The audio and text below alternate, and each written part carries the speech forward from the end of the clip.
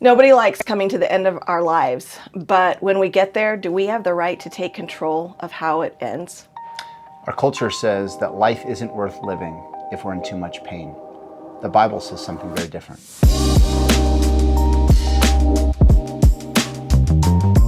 My name is Stacy McLaren. I'm John Beeson. And this is God in the Gray, a place where we have conversations about religion, spirituality, culture, and all of the areas that we find God in the gray. We are real people having a real conversation. We work at New Life Bible Fellowship in Tucson, Arizona, and we are so glad that you joined us. We consider this a conversation, truly, where we're inviting you into our space to ask questions if you have them. Please leave them in the comment section below, and we will answer them for you. Again, we are so glad that you joined us. Today, we are going to be talking about end of life and death.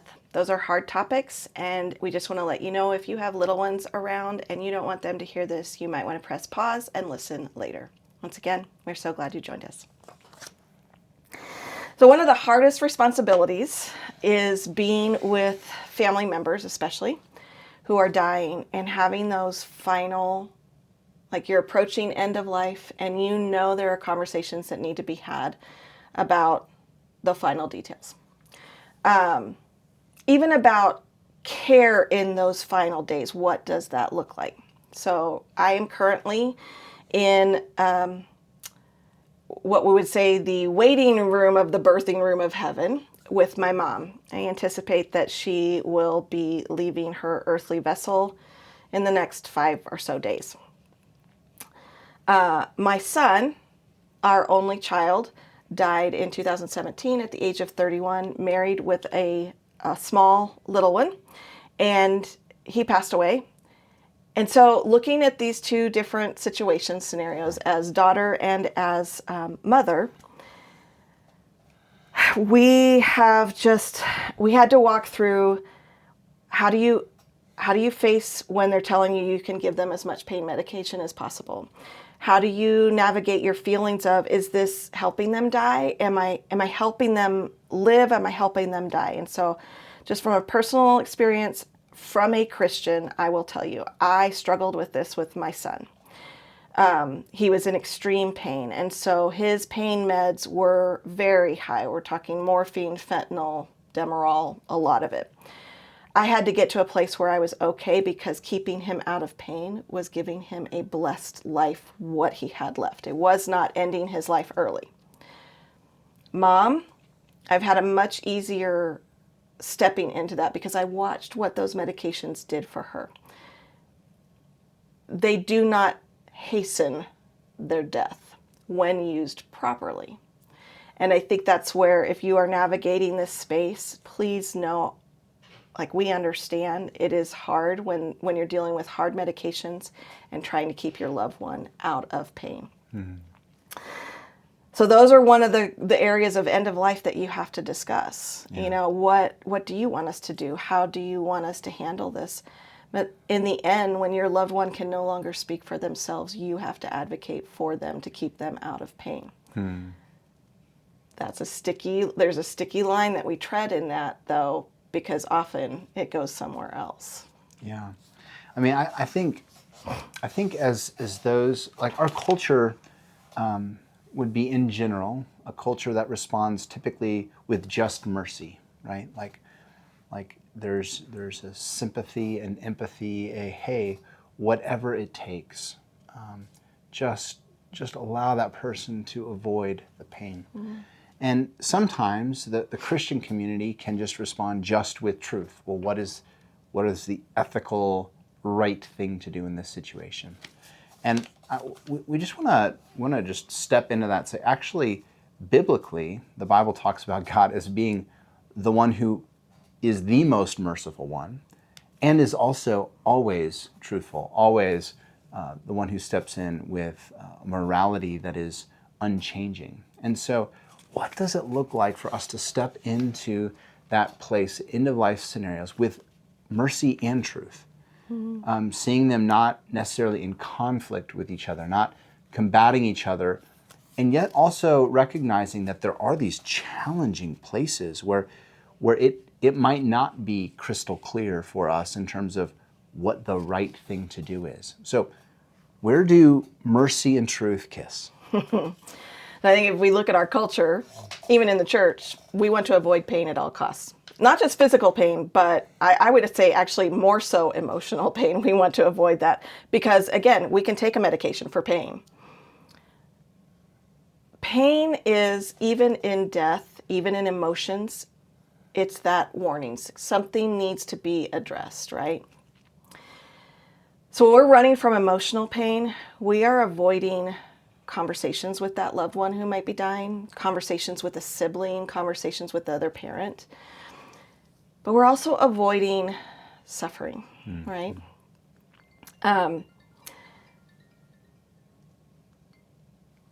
Sorry. Let me just call her back real quick.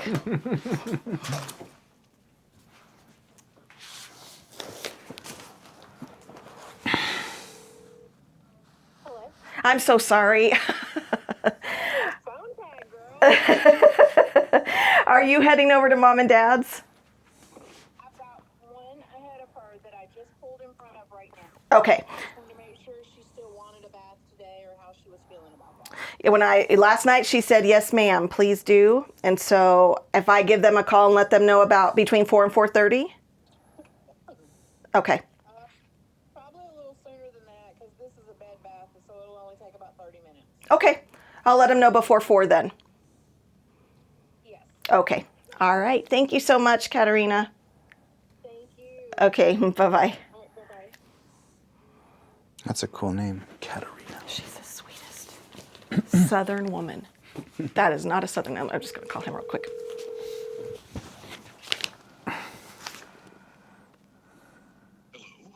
Okay, she's on her way and she will be there before 4.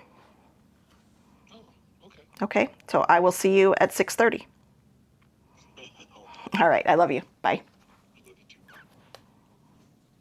Okay. All right. Culture in their church avoids pain. Our culture. Okay. Okay, so our culture, even in church, maybe especially in church, wants to avoid pain, right? We want to avoid physical pain. We want to definitely avoid emotional pain. But the one thing doctors agree on, psychologists agree on, is like when pain is a signal, right? Something needs to be addressed. And so I think when we run away from emotional pain, not only are we running away from a situation that needs to be addressed, whatever it might be, right? An end of life decision, a hard conversation, forgiveness, maybe even next steps of, do we need to go on to hospice? Do we need to go to the hospital? All of those are wrapped up into that. But we're also running from suffering. Now that sounds like, yes, Stacy, everybody wants to run from suffering. Are you a little touched? Well, no, yes and no.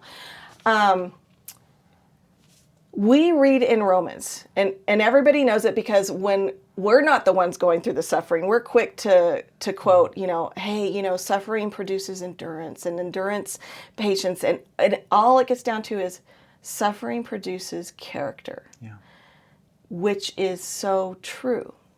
If we don't endure that suffering, our character is missing part of its shape. We don't open the door for God to mold and make Stacy to be who he wants her to be through that suffering, to make John the man, the father, the son he wants you to be through that suffering. And there's a beautiful invitation from God to say, I know you're suffering. Come into it with me and let's walk through it together. And allow him to shape us through that. Now that sounds so over spiritual and well, how does one do that? Well, one does that by actually sitting in the pain and recognizing it. And if that means you have to verbally name it, I hurt because my mom is dying and I can't do anything about it and I hate it. God can handle that. God can handle a whole lot stronger than that. He already knows what's in our heart and our mind. Speak it to him. Ask him to walk with you in it. Ask him to carry you through it. It may seem silly. I know it seems silly in some situations, but when you're in the midst of struggling, with these circumstances and you're suffering and you're feeling like, well, I can't suffer because my loved one is suffering more. That is a lie. God has placed you in this very moment to suffer in the way that you are suffering for you specifically. Your loved one's going through it. But to walk in their suffering with them while God is walking with you in your suffering, there is a grace in that that doesn't come in any other way. And to run from it is to say, I don't want that, God. And hear this again back to, I so appreciated that you started the conversation about pain medication, because what we're not saying is that you're not allowed to use pain medication, because I think, again, you do so with wisdom, thoughtfulness. Obviously, if someone's not on, confronting death, then you even treat that differently, right? Because of the massive side effects and addictive nature of those medications. And it's been shown time and time again that the pain medication industry across America over the last many decades has abused America's fear, the West's fear of pain. Let me just also invite us into creatureliness. We not only avoid pain, we avoid death. We live in a very odd place in history. For millennia, the experience of human beings was that they would have faced death and watched loved ones around them die in their arms, in their beds, in their homes, in their proximity. Today, the closer someone is to death, the more we push them away into quarantine corners where we don't have to watch it. And because of our aversion to fear of death, we want it to just go away. And we want to push it away. And because, if I can say this in strong terms, because we worship happiness and we're so tremendously fearful of pain and suffering, we've created our own inner ethic that avoids our creatureliness. So currently there's 6 countries, this is data as of today, it's changing all the time, 6 countries where euthanasia is legal: Netherlands, Belgium, Canada, Colombia, Luxembourg, and New Zealand, including 10 states in the United States. It is a pervasive and growing movement of acceptance in the Western world that we can and ought to take the final day of someone's life into our own hand and mercifully kill them. Let me just offer 2 objections to euthanasia, to mercy killings. Objection number 1 is that as a Christian, and I would even suggest if you just believe in a higher power, there's a rejection of our creatureliness that really shakes the core of the moral law in the universe. We do not choose the day of our birth, nor do we choose the day of our death. In Ecclesiastes 8:8, it says, "No one has power over the day of his death." And there's a refusal in the culture of mercy killings and euthanasia to acknowledge that. And I would suggest that we ought to pause and consider whether or not that is a significant act of pride and arrogance for us to take such things in our own hand. Just as we pause over the question of cloning, just as we pause over these ethical questions concerning AI, so too we ought to pause when it comes to euthanasia. There are certain creatureliness transgressions, lines that we ought to really be careful to cross over. The second issue that I would bring to bear is that there becomes a value in cultures that ascribe to euthanasia, that affirm euthanasia, wherein every human being has a certain value and worth. And once you peak, once you've retired, once you've gone past your peak earning years, your value begins to diminish, and at some point it begins to pass the threshold of zero. There are credible examples, especially coming out of Canada, of individuals being coached by representatives of the state that they ought to end their lives because it's costing their family too much money, because they're a burden on society. This is a massively problematic stance to take. When we begin to devalue those who are not at the peak health, who are suffering, who maybe have disabilities, when we begin to grade a human being's worth and value based on their contribution, and then coerce those who have lesser value, I'd say this as a Christian, but my hunch is even if you're not a Christian, you resonate with there's something amiss with that. There's something amiss with the culture that has inverted what it is and what the value and dignity of a human life is. Gives me chills. Just even speaking on that emotional, like personal human side. My parents would have spent every dime they had for my health and well-being growing up. How much more can I offer that to them as they're facing the end of their lives? Furthermore, and I will get emotional about this, I know I will. Yes, it is an upside down world when a parent has to say goodbye to their child. But to push those who are dying away from you instead of drawing them near, what a gift I was offered to be there when he took his first breath here on earth and to hold him as he took his last breath. What an honor and a privilege to be able to hold the woman who brought me into this world, who watched me take my first breath. What a privilege and an honor to hold her as she takes her last breath. What? You will never get that close to heaven, to eternity here on earth than at birth's door and at death's door. You are right there. And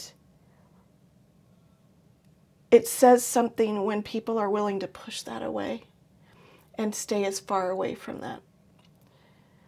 I think this is a beautiful reminder, not only as we face parents, you know, our generation where our parents are getting older, they are obviously getting closer to that. But any one of us, I mean, obviously PJ died at 31. Any one of us could get a diagnosis like that.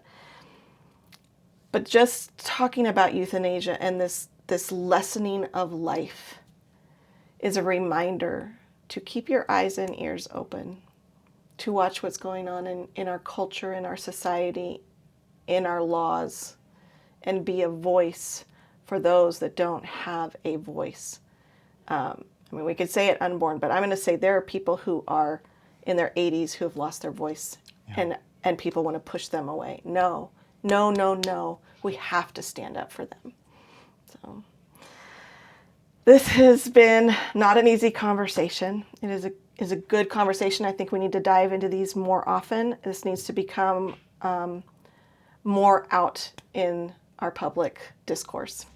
We are so glad that you joined us. Again, like we said in the beginning, we do consider this a conversation, and if you have questions or comments, please drop them below, and we will respond to those. We hope that this was helpful for you. We want you to be able to get content like this as we release it. We encourage you to hit that like and subscribe button so that you don't miss an episode. And once again, we are so glad that you joined us. Thank you.